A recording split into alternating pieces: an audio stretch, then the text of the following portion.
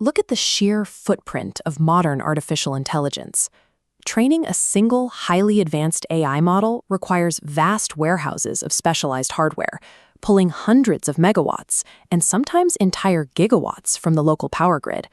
But electricity is only half the equation. To keep these tightly packed racks from melting down, these facilities pump in millions of gallons of fresh water every single day, evaporating it through massive exterior towers, simply to reject the waste heat. We are hitting a hard mathematical wall.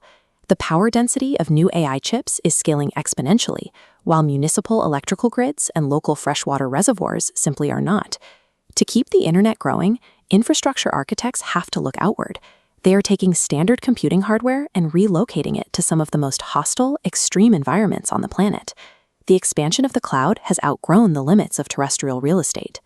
To find the power and cooling it desperately needs, the internet is moving to the deep sea and outer space. One of the most promising solutions involves taking standard data servers, sealing them inside steel pressure capsules, and dropping them straight onto the ocean floor.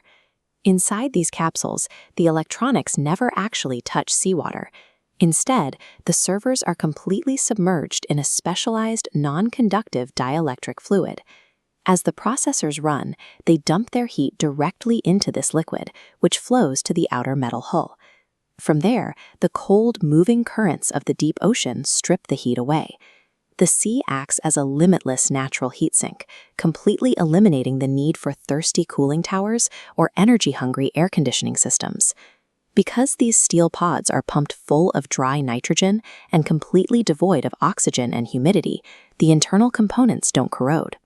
Early tests show that servers submerged offshore actually fail at a fraction of the rate of those sitting in standard land-based facilities.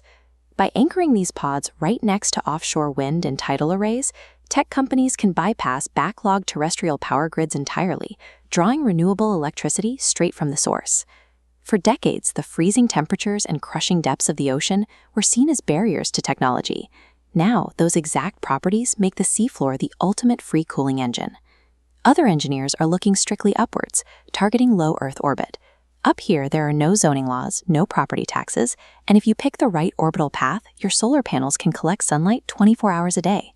This solves a critical bottleneck known as data gravity.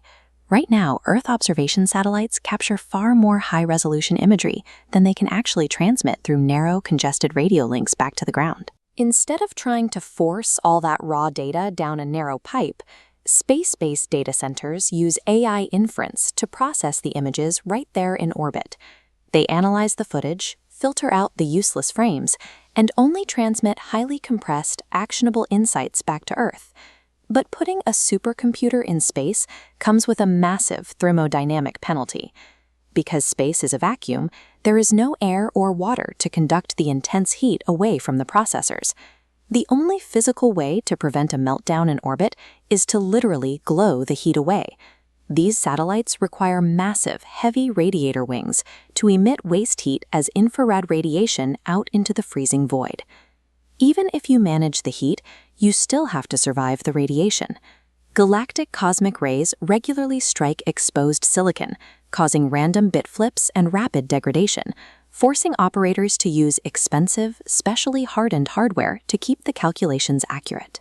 Launching a server into low Earth orbit brilliantly bypasses the terrestrial bandwidth crunch, but it forces engineers to fight a relentless battle against vacuum thermodynamics and solar radiation. Escaping Earth's surface solves the real estate and energy problems, but neither of these extreme frontiers offers a perfect solution. Deep sea storage comes with unexpected vulnerabilities. Researchers recently discovered that malicious actors can broadcast specific underwater sound frequencies to induce acoustic resonance, violently shaking the internal read-write arms of mechanical hard drives until they fail. Up in orbit, the logistics are even more unforgiving. A burnt-out microchip cannot be swapped out by a technician, and constantly replacing these degraded orbital servers requires heavy-lift rocket launches, which blast tons of ozone-depleting black carbon directly into the upper atmosphere. By pushing data infrastructure off the land, we are simply trading localized power and water shortages for globalized stratospheric pollution and extreme maintenance barriers. Because of these hard physical limits, the ocean floor and low Earth orbit are never going to completely replace traditional server farms. Instead, they are going to fracture the cloud into highly specialized geographic layers. The massive, power-hungry computing clusters required to train foundational AI models will remain firmly grounded on land, anchored to utility grids and stable cooling sources. Meanwhile, the subsea pods will act as ultra-fast coastal edge caches. Since half the human population lives near the ocean, these submerged servers will sit just offshore, providing near-instant latency to the world's densest cities. And far above the atmosphere, orbital data centers will serve as autonomous, real-time filters, processing raw planetary observation data at the absolute cosmic perimeter of human infrastructure. From the benthic depths to the cosmic perimeter, this stratified network defines the new reach of our infrastructure, a global computing fabric that has finally outgrown the surface of the Earth.